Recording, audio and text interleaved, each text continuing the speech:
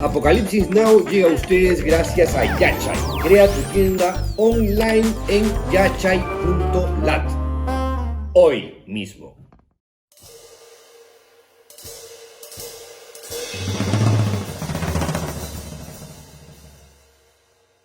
En el capítulo de ayer, que es como el prefacio, el prólogo de esta historia de abuso de autoridad, de abuso de poder, esbocé, grosso modo, líneas generales, el contexto de las pretensiones del fiscal Reinaldo Avia conmigo, ¿no? Que es incriminarme en algo ilegal que no tuvo nada de ilegal. El pretexto, una consultoría que le hice al Ministerio Público hacia finales del año 2017 y principios del 2018. En el capítulo de hoy daré cuenta de la consultoría. A ver, para poner las cosas más en contexto todavía. A mediados de los años 90, fundé junto a mi amigo Freddy Chirinos una empresa de consultoría y comunicaciones, una agencia de comunicaciones o de prensa o como quieran llamarla, a la que, muy originales y creativos nosotros, le pusimos Chirinos y Salinas Asociados. Más conocida como Chisac o Chisac en el ámbito empresarial. Nombre horrible, pero digamos, fue ya finalmente como una especie de apodo que quedó, ¿no? Esta empresa, con los años, creció, se profesionalizó y se empoderó en el mercado como una de las más respetadas y acreditadas y exitosas. Miren, yendo a mis archivos, saqué así, al azar, una nota de gestión del año 2019. Digo al azar porque durante varios años esta misma nota se ha repetido prácticamente con los mismos personajes y el mismo texto, ¿ya? Pero para que tengan una idea. ¿Qué cosa dice esta nota de gestión de el viernes 15 de marzo del 2019 en la sección negocios? En su edición del 2019, el ranking de la publicación francesa Leaders League incluyó un listado de las consultoras de comunicación estratégica y gestión de crisis que, a su criterio, son las más recomendadas. Y en este ranking aparecen, por ejemplo, Apoyo Comunicación, que dirige Gabriel Ortiz de Ceballos, la española Acerta, Chisac, donde estábamos Freddy Chirinos y yo, Llorente y Cuenca, española, Lupú y Asociados, fundada por Marco Lupú, Métrica Comunicación, liderada por Pablo Cateriano. Pero para que tengan una idea, Lupú y Asociados, fundado por Marco Lupú fue nuestro primer director de cuentas de la agencia. Y Pablo Cateriano de Métrica también salió de Chisac.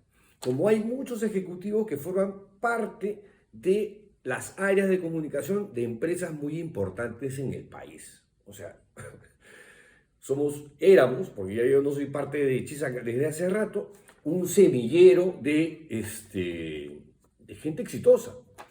Entonces, éramos una empresa que ya existía desde hace rato, con mucha experiencia, y nada, no es por tirarme flores, porque en realidad si esa empresa se consolidó y se convirtió en lo que fue, es en buena cuenta gracias a mi ex socio Freddy Chirinos, quien es un capazo, ¿no?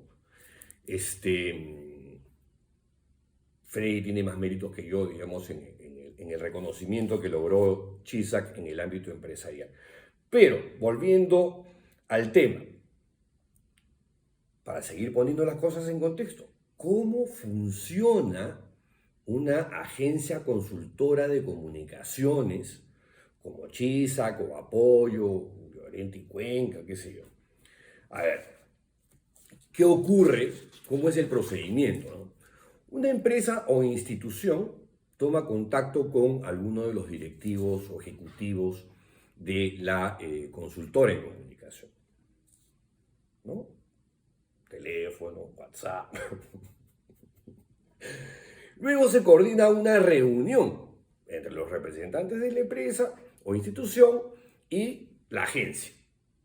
Entonces ahí se determina, se identifica cuáles son los requerimientos de difusión, comunicación, marketing que tiene la empresa para ver si podemos proveer de esos servicios y establecer un costo, un honorario, un fee, ¿no? La consultora, luego de esa reunión, toma nota y se va elaborando una propuesta de comunicaciones para la entidad que nos solicita el servicio y un monto económico. Es un fee mensual, eventual, que depende, ¿no? Porque puede ser un tema de crisis, de gestión de crisis, de manejo de crisis. Tienen un problema, que tienen que resolver un incendio y necesitan ayuda para ver cómo comunican lo que tienen que comunicar. El cliente, en este caso la institución, evalúa la propuesta y el monto y responde sí o no. Y si es sí, uno se pone a chambear, ¿no? Me siento medio idiota, digamos, diciendo estas cosas porque es algo básico, ¿no? ¿No es cierto? Toda empresa de servicios hace más o menos la misma dinámica, ¿no?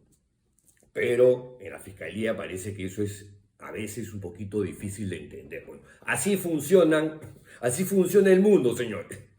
Bueno, ¿qué ocurrió luego? Bueno, aquí están documentadas todas las cosas, la propuesta, las comunicaciones con la fiscalía, el representante de la fiscalía, todas las cosas que se hicieron.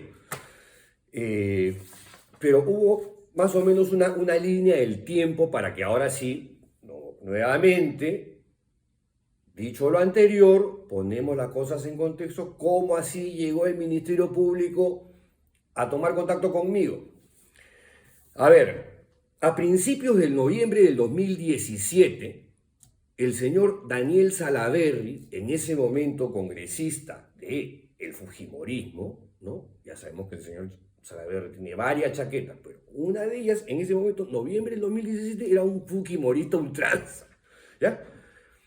¿Y qué hace Salaverry? Presenta una denuncia constitucional contra el fiscal de la Nación, que en ese momento era Pablo Sánchez. Y casi inmediatamente, la congresista Jenny Vilcatoma, otra fujimorista de tomo y lomo, también presenta algo similar contra el fiscal de la Nación, Pablo Sánchez. O sea, se lo quieren tumbar a Pablo Sánchez. ¿Por qué? Porque en ese momento, recordarán los memoriosos, comenzaba a aparecer el caso Lavajato. Salvo o con excepción de contadísimos periodistas como Gustavo Gorriti y Romina Mela de IDL Reporteros, el resto no tenía mayor idea en ese momento de la magnitud del caso Lavajato. En Chisac, para decirlo todo, siempre se ha trabajado con empresas privadas, no con el Estado. Deben haber algunas consultorías con esta experiencia, es decir, contadas con los dedos de una sola mano. ¿Por qué? Por dos razones fundamentales, ¿eh? Porque el Estado paga muy poco y porque es muy burocrático, para decir las cosas como son. Aunque suene, no sé, a algunos les sonará feo, pero es la verdad. La empresa privada paga mucho mejor que el Estado. Y no se pierden papelitos como el Estado. Entonces, ahí es cuando recibo una llamada de Alejandro Salas, a quien yo antes de esa llamada no conocía, pero ni de pelea de perros, no lo había visto nunca. Es decir,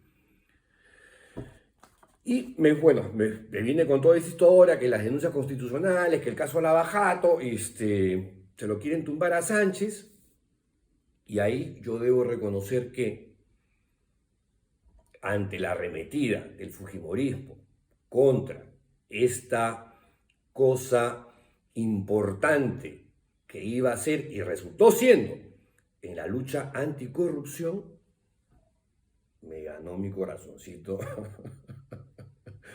pleitista y dije, ok, vamos. Monto bajo, una propuesta muy simple, una gestión de crisis, pero con una serie de elementos que están todos acá explicados, detalladitos, de las cosas que se podían hacer. Varias se hicieron, otras no se hicieron, otras cosas que aparecen que no están acá, también se llevaron a la práctica para salvarle la vida, para salvar la cabeza del fiscal de la nación y no sea tumbada por el fujimorismo. Esa es la verdad de la milanesa. Bueno, la fiscalía acepta la propuesta, ¿ok? Por el monto más bajo, 17.000 soles. Y una de las cosas que se hace, que no está en la propuesta original, es un entrenamiento en medios, un media training al fiscal de la Nación, Pablo Sánchez, que se lo hago yo, un 5 de diciembre del 2017. Luego de ese entrenamiento en medios, que fue en la oficina del fiscal Pablo Sánchez, Alejandro Salas, el asesor de Sánchez, me pregunta, ¿qué tal? Y yo le respondí, la verdad, ¿no? Están las huevas. ¿Por qué dije eso? Porque Pablo Sánchez es un tipo inteligente, pero como orador no es muy bueno. No es un tipo muy articulado, ¿no?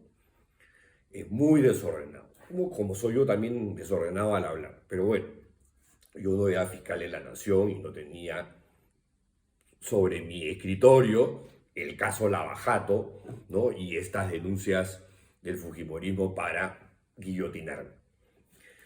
Entonces se requería de otra persona, de otro vocero. Entonces Alejandro Silva, recuerdo que me nombró a dos personas. Una, honestamente, ya no la recuerdo, porque o sea, no me sonaba de nada. El otro era Rafael Vela, que en ese momento estaba en no sé qué unidad de lavado de activos, y yo había leído en algún medio escrito y había escuchado o visto en una entrevista. Creo que fue en RPP, pero no estoy seguro, ¿ya? Pero ese tipo sí me pareció más articulado, mucho más articulado que Pablo Sánchez. Entonces, no voy a decir, yo lo descubrí, ¿no? Como Fernando. Porque no es tan cierto. Quien lo propone es Alejandro Silva y, claro, entre el otro que no me sonaba de nada y Vela, dije, vamos con Vela. Y en las reuniones informativas con periodistas que fueron parte de la consultoría, que fueron por lo menos dos, aunque habían más, digamos, en el papel para hacer, pero que después no se hicieron, no por culpa nuestra, sino porque Pablo Sánchez se llenó de otras cosas y dejó ahí en el camino, termina yendo a estas reuniones informativas que fueron en el Centro Empresarial en San Isidro, ¿no? En las que participó Pablo Sánchez, Rafael Vela llevando la voz cantante, pero a la hora de las preguntas de los periodistas respondía Sánchez. Y que, como digo, fueron en el Centro Empresarial en San Isidro. Y en la que participaron periodistas, un montón de periodistas, se partieron en dos reuniones, y en la que estaban gente súper disímil, Mirko Lauer, Pedro Tenorio, Aldo Mariátegui, César Campos, Mávila Huertas, Fernando Vivas, Rolando Toledo, Mijael Garrido Leca, entre otros. Hay otros que se les invitó, no pudieron ir y enviaron a otra persona porque les pareció importante, intuyeron que había algo importante. En el caso Lava Jato, como definitivamente el olfato no les falló. Es una cosa fundamental, ¿no? Además, no era información reservada, era contarles lo que se venía. Y si querían lo publicaban. Y si no querían, digamos, por lo menos estaban recibiendo la información de primera mano. Y para esto se les hizo mensajes clave, ayudas, memorias, notas de prensa, en fin, todo lo que va con el combo de una consultoría de comunicación. Incluso se coordinó una reunión con la Asociación de Prensa Extranjera, con APEP, que en ese momento la presidía Mitra Taj, corresponsal de la agencia Reuters, que si bien tampoco no aparece en el rol de invitados, fue a una de las reuniones y lamentablemente esa reunión, que era muy importante, se tuvo que cancelar en el último minuto porque Pablo Sánchez, entre otras cosas que nos canceló esa reunión con la prensa extranjera porque no sé, ya ni me acuerdo qué cosa se le presentó. Y nosotros quedamos por la parte de los caballos porque ya estaba todo coordinado. Pero en fin, más o menos, esto fue lo que se hizo en esa consultoría entre fines del 2017 y mediados del 2018. Al final se le presentó un reporte de acciones y se presentó la factura y en algún momento la pagaron porque uno veía la parte administrativa burocrática. ¿Ok? Disculpen si he sido desordenado o confuso en algún momento o he omitido algo, pero luego de esto, que es más o menos además lo que dije en mi manifestación ante el fiscal Vidal, que trabaja con Reinaldo Avia, porque Reinaldo Avia no me dio la cara ese día, mañana ya empiezo a responder en dosis homeopáticas, y ahí sí trataré de ser lo más conciso y claro y contundente posible, a este fiscal prepotente y abusivo que se llama Reinaldo Avia. Pero antes de terminar, me voy con un extracto de la investigación que hizo el periodista Gustavo Gorriti, publicó en IDL Reporteros el día 12 de enero del 2022, que es una extensa investigación sobre el tema de los allanamientos que nos hicieron a mí y a Yaneta Talavera, entre otros administrativos que ni siquiera conozco. Pobre gente. A Yaneta Talavera la quieren presentar como si fuera mi socia criminal cuando yo la conocí para estos efectos, porque ella era en ese momento la jefa de comunicaciones del Ministerio Público y recibió el encargo porque estaban hasta acá de chamba y con esta cosa que encima se querían tumbar al fiscal de la Nación, los fujimoristas, el caso Lava Jato estaba comenzando a efervecer y no sé, ya le faltaban manos. Por eso deciden contratar a un consultor externo y contactan conmigo. Esa es la razón de la historia por la cual termino yo en esta consultoría en el Ministerio Público. Y como les digo, nosotros nunca chambeamos con el Estado. Decido asumir esta chamba porque sí vi una motivación política evidente de tumbarse al fiscal para bloquear el caso Lava Jato. No me la estoy pintando tampoco de héroe, porque es un servicio, digamos, contratado por un monto bajo, lo que ustedes quieran. Pero a lo que voy es que me ganó mi bichito pleitista, ¿no? Y terminé ahí. Pero bueno, termino con la cita a Gustavo Gorriti.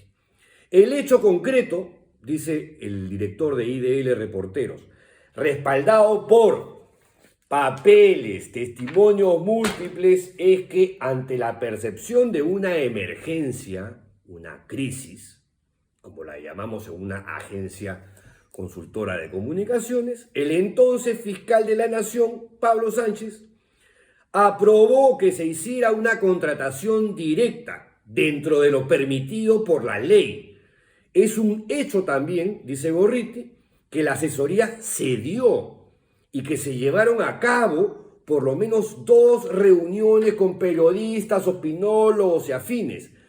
Dadas esas comprobadas actividades y el monto más bien modesto que se pagó por ellas, sugerir o afirmar una colusión es más que ridículo. A la vez, forzar una investigación, y pone entre comillas, la palabra empapelamiento, la describe mejor, cierra comillas Gorriti, que probablemente ha costado hasta hoy más de 10 veces el monto cuestionado, resulta ya no solo grotesco, sino sospechoso. Y se pregunta, ¿qué papeles sobre una actividad de esa naturaleza pensaban encontrar? Espionaje y allanamientos mediante. 4 años y una pandemia después. Ay, ay, ay. ¿Cuál fue el motivo de todo el reglaje cuando con solo pedirlos hubieran podido conseguir todos los documentos que esa gestión produjo? ¿Cómo es posible, se pregunta Gorriti, que no hayan preguntado nada a Pablo Sánchez? Hasta el día de hoy no lo han dicho. No, si son increíbles estos. Hasta el día de hoy no lo han hecho, pero ¿cómo es posible que no hayan preguntado nada a Pablo Sánchez, a Alejandro Silva, a Freddy Chirinos? Porque si hicieron un espionaje, ¿no? Además, desde octubre del año pasado, ¿sí? Hasta octubre del 2021, y no, o sea, no se enteraron de que yo ya no tenía nada que ver con la empresa Chisa, que la había vendido hacía más de un año para tomarme un sabático para escribir un libro sobre el caso Sodalicio. O sea, ese es el espionaje. Por Dios, por Dios, por Dios, por Dios. Porque a Freddy no le preguntaron, todos los papeles los tenía ahí, y Freddy es un caballero. Tú a Freddy le pides algo y te lo va a dar. Te lo va a dar.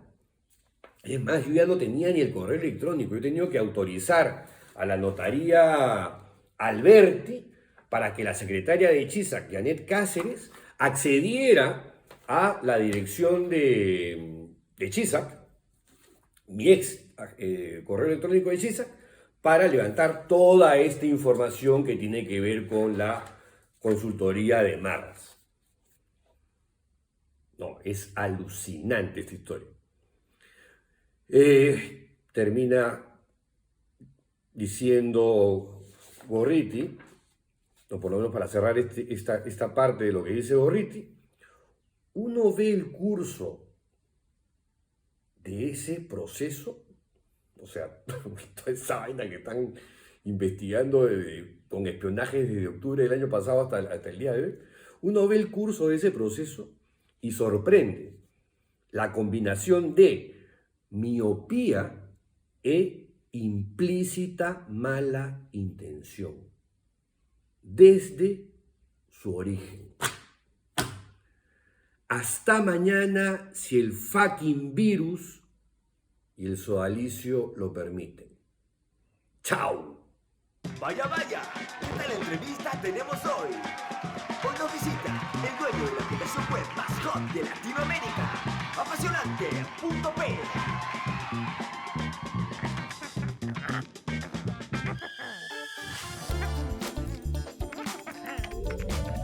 Registrar tu dominio es el primer gran paso. Cómpralo en yachai.lat y encarna tus sueños.